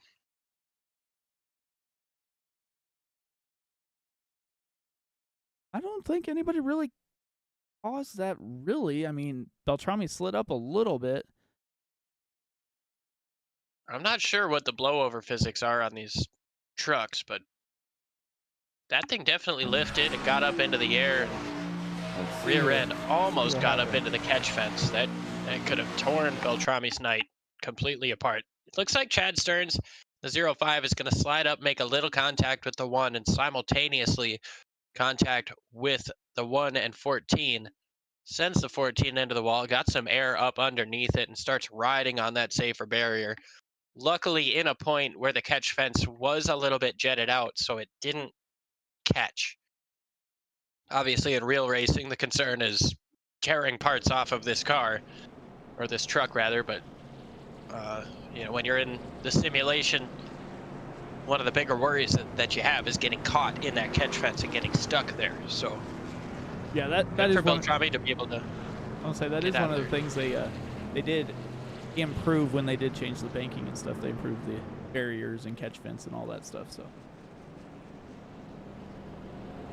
So Beltrami able to keep driving after a very wild ride down the front straightaway. Yeah, and Chad Simpson and ATW were able to.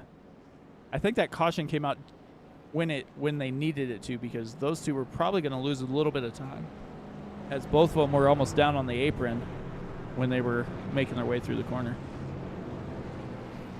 Yeah, definitely. Simpson got a little bit loose off the front bumper of the 19. Was going to lose a tremendous amount of spots. Maybe nothing. Nothing in the top 5 there for that 42 machine, but caution came out at a good time for him. He's able to stay in second place. Third place, rather, with James Lehman down there on the bottom.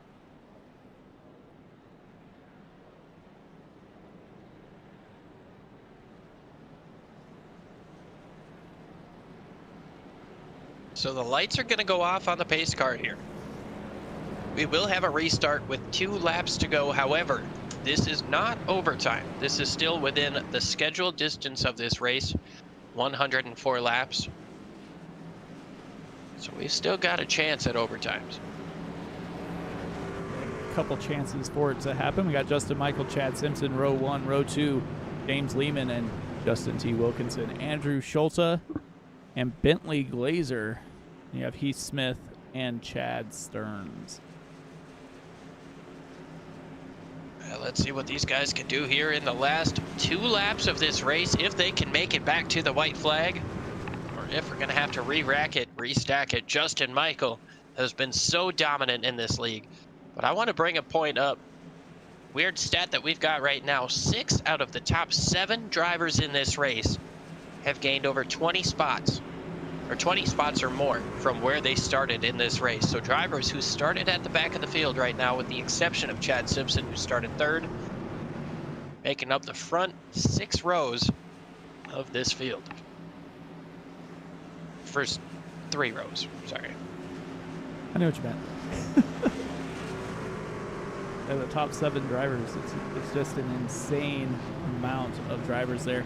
As the pace car is in what looks to be the final restart, Justin Michael takes the green flag. Very strong start from the inside. Look at that 50 of Lehman all over the back bumper. He's going to try to look to the inside, gets into Michael and turns him into the wall. The caution's going to come out.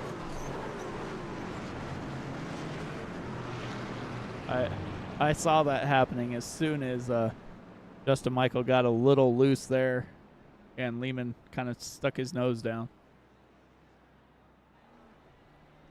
Contact Racing for the lead ends Justin Michael's bid at another race win here. Take a look to see what happened here. As Lehman moves down to the bottom, there's definitely a lane there. Contact is made, and JTW also got a piece of that. The 5 gets turned around.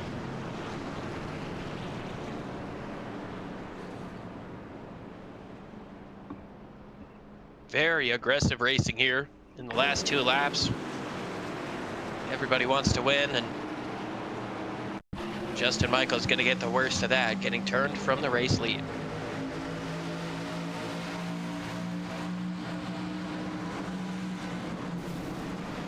ATW gets a little bump there as well. It'll keep going though. Schulte with a heck of a slide down there on the bottom.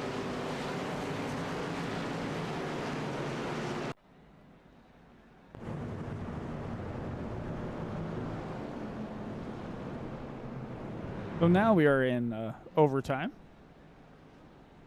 Yep, attempt 1 of 3 that we will get here at Atlanta. And of course, the rules are if you make it back to the white flag on iRacing, they will not throw a caution. Make it back to the white, you're racing back. But if you don't, if the caution comes out before the white flag, we're going to try it again. We get up to 3 attempts here in the Western States Racing League. This will be attempt number 1. As Chad Simpson goes all the way down to the bottom. And Mike, I know we haven't really talked a whole heck of a lot about it. Now looking at pit numbers, we don't need to. I was going to bring up fuel. Thought maybe he was trying to save some running the bottom down there, but these guys all last came in on lap number 89. Majority of them took 4 tires, so you got to believe they took some fuel with it. Yeah, I would assume he's fine.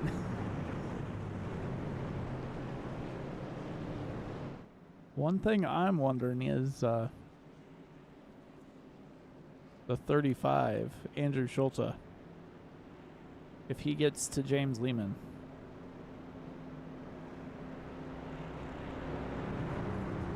What might happen?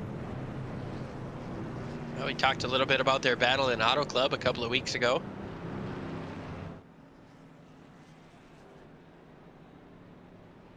Definitely one that Schulte would like to beat out on the racetrack.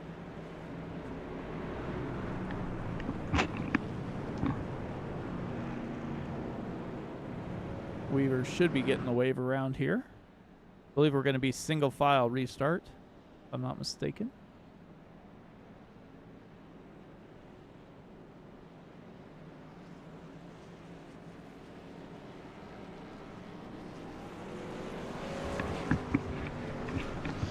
So once again, a single file restart here. This time for overtime, but since that caution came out on the first lap of the restart, gonna do this a little bit different. James Lehman in the 50 truck has the race lead. Chad Simpson just behind him, been up front all day, started 3rd, running 2nd. Andrew Schulte in 3rd place, started 31st. He's had to overcome a lot to get to where he is today. He would like to get 2 more. Heath Smith, we saw him go around in an earlier incident. He's also up a tremendous amount of positions, 23 from where he started. Bentley Glazer in the 87, we saw him restart in the lead just a couple of restarts ago. He sits in the top 5. He's up 28 from where he started. So still a lot of these guys in the top 5. Started at the back of this field. Yeah, they elected not to qualify. Take their chances and work their way to the front later in the race.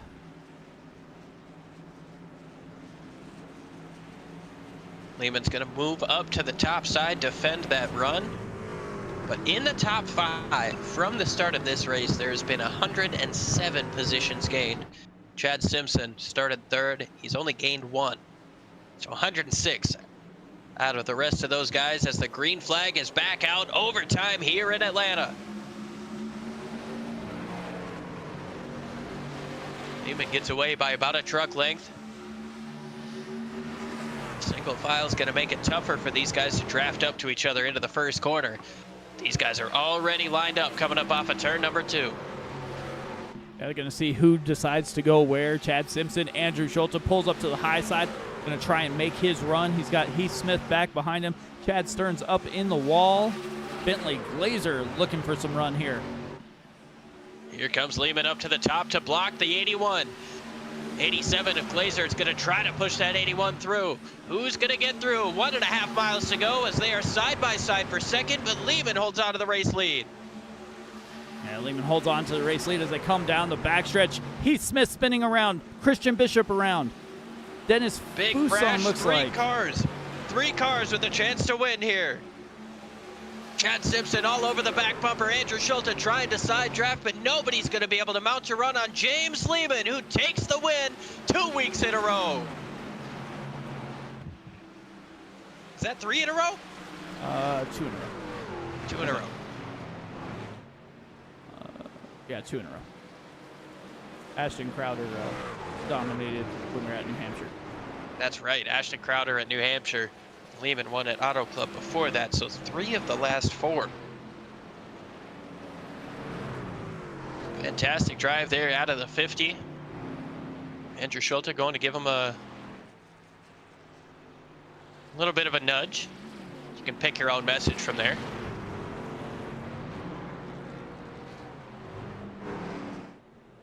James Lehman gets the job done here. He's going to burn it down through the grass.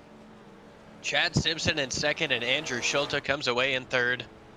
Butch Davis got through the calamity in fourth, and Chris Samard rounding out our top 5.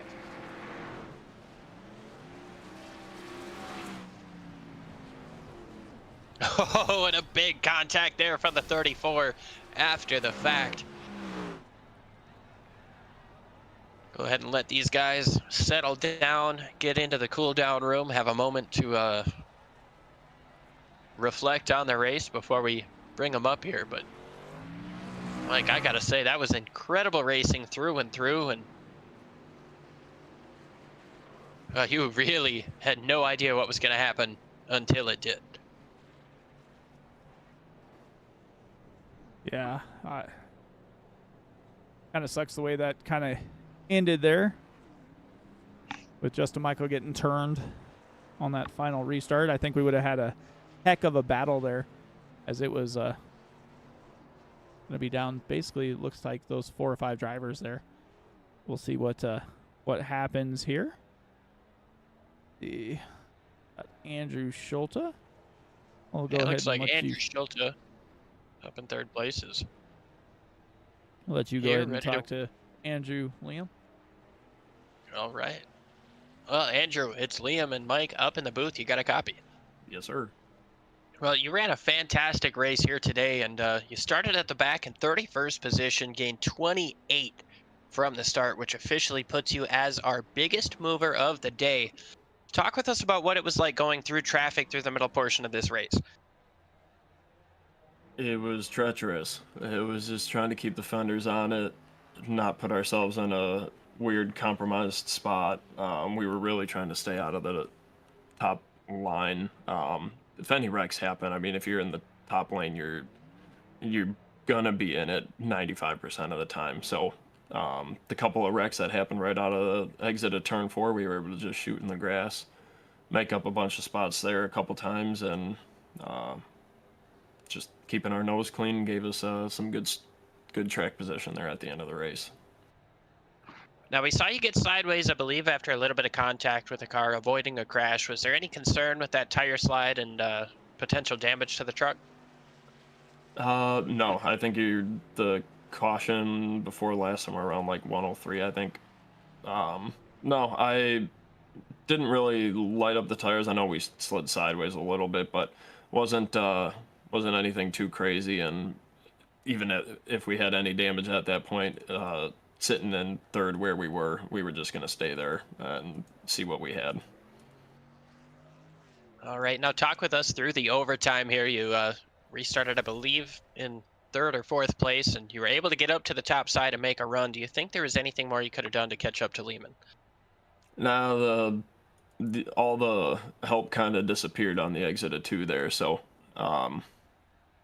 Lehman, being a teammate of ours, we just wanted him to stay on the bottom there, and I knew that if I had stayed on the outside of Chad, he was kind of boxed in with the, not yellow line, but the red line there, so he wasn't going to be able to go anywhere, and that was kind of the game plan. And then all the help disappeared, and so any chance of trying to get up there was, like I said, kind of disappeared. But nonetheless, a podium and a truck in one piece.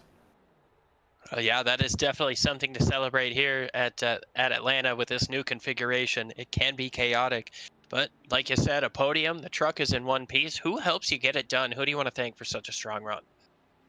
Got to give shout out to Scott Patton. Patton did paint as always. Bandit Motorsports teammates and Heath and Charlie. We always run well together here, and at super speedways, they're always a blast to race with, and had some good strategy worked up, and just the way cautions fell, didn't really get to use any of it, but nonetheless, I think we got Dega coming up, so we look forward to putting some of that together.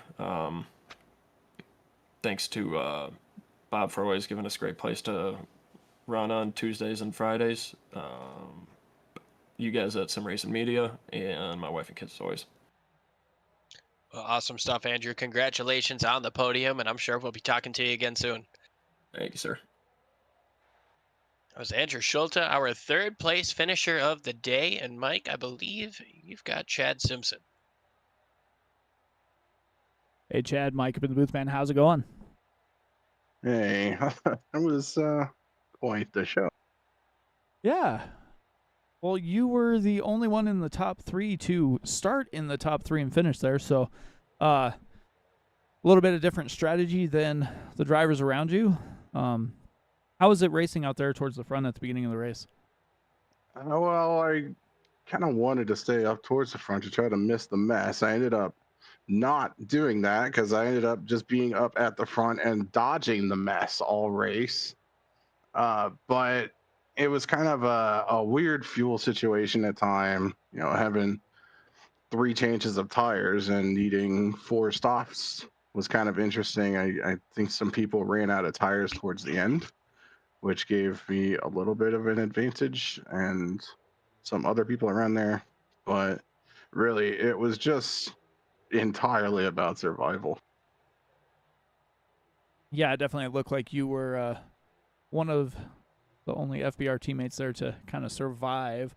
Butch Davis wound up showing up at the end, and Chris Simard got the top 5 too. So, I mean, you guys kind of survived and took a few places here.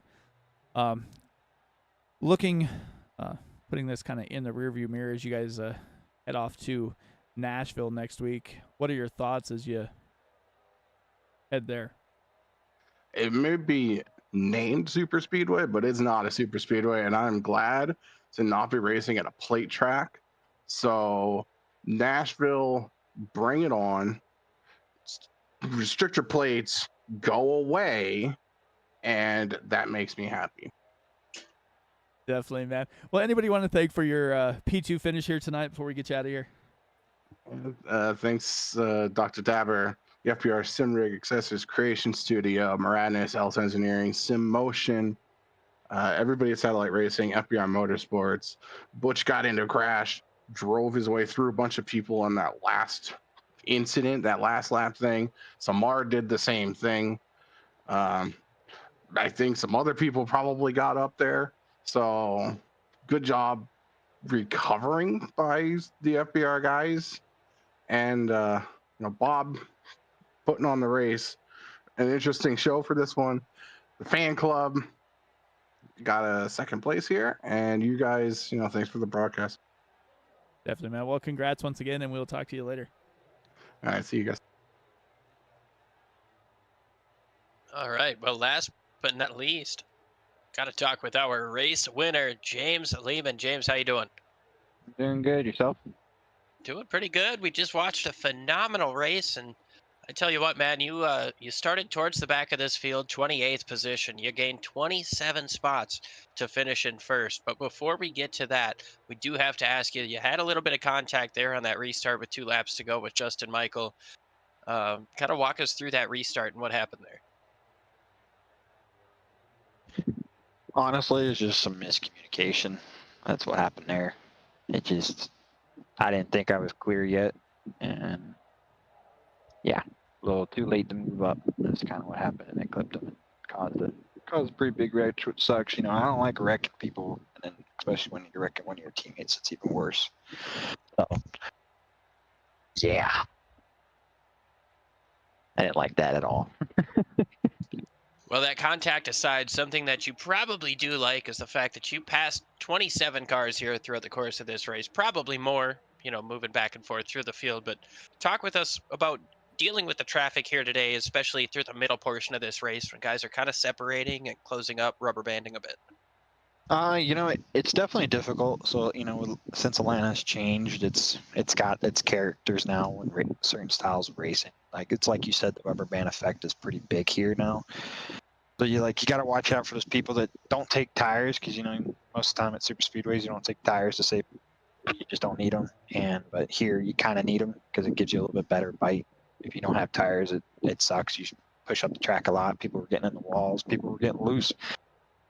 So like, it's definitely difficult, and you have to have patience. I think it was the first time I've ever raced Atlanta, the new Atlanta, and used brakes actually, which was kind of interesting. But no, it definitely was fun and interesting coming through the field a couple times. And it makes it, you got to stay on your toes and really got to use both your feet when you're racing. Absolutely. We saw that on display here today, but we talked with you about passing cars, but on that last restart, you had no one to pass and everyone to defend. Kind of walk with us through your thought process there on those last 2 laps of the race. Mainly I was just trying to keep Chad behind me. I'm trying to catch up in the points, so the more I can finish in front of him, the better. So it's just like, and then like with Andrew, I know Andrew can only make a couple more races before his kid's born and everything, so I'm trying to hold him back too, because the more points I can get, the better. So I was just trying to block as many lanes as I could without wrecking people or wrecking myself. Well, you did a great job. You put the blocks where you needed to, and last lap you came home with the checkered flag. I believe 3 of the last 4 now. Is there anybody you want to thank for such a strong run you've been going on this last month? Just thanked everybody at WSRL. They all make me become a better driver. I got to get better to beat them. So that's what it comes down to. And thanks to you guys putting on the broadcast. Look forward to watching it tomorrow. And thank you to Bob for putting on another great race. Well, awesome stuff, man. Can't thank you enough for joining us. Congratulations once again on the win. I'm sure we'll be talking to you again soon. All right, you guys take care.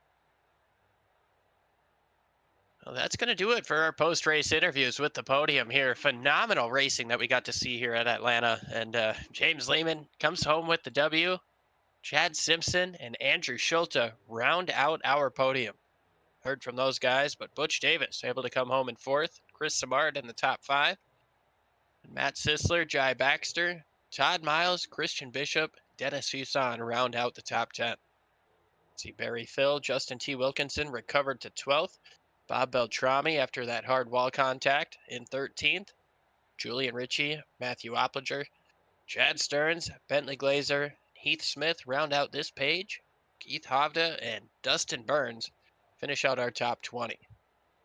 And then you got Ryan Steele, James Campbell, Justin Michael after that light race incident finishes 23rd. David Weaver, Brian Barnes, Earl Weaver, Keith Kelman, the top 27.